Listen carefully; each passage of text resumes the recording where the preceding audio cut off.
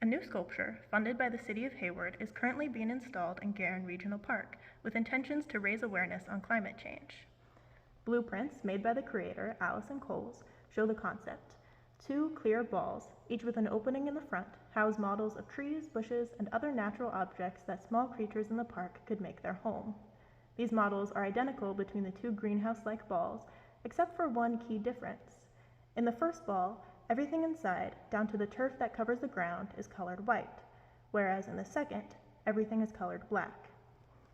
In an interview with Coles, she says, "The purpose of my sculpture is to raise awareness to a phenomena in nature that I have described on a plaque near the sculpture.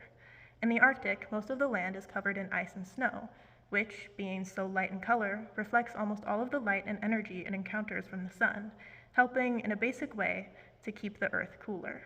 However, as the Earth warms and ice and snow melt, the liquid water it turns into is much darker in color and absorbs more energy, warming the Earth more in a vicious cycle. The concept of how much light something reflects is called albedo, and it is measured on a scale from 0 to 1, with 0 reflecting the most and 1 absorbing the most. Snow has an albedo of between 0.8 and 0.9, whereas water in the ocean has an albedo of less than 0.1, a stark difference.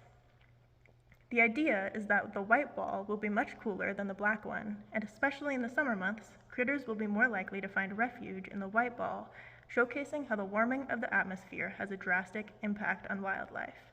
With the melting of permafrost and other types of ice in the Arctic at faster rates than ever, communities are being forced out of their homes and ways of life as the world around them changes dramatically. I know in places like the US, the effects of climate change are much less apparent in our daily lives, which is exactly why I'm building this sculpture. It is a reminder that the world is in dire need of our help, that the fight against climate change is not over, and that together we have the power to make the world a cooler place.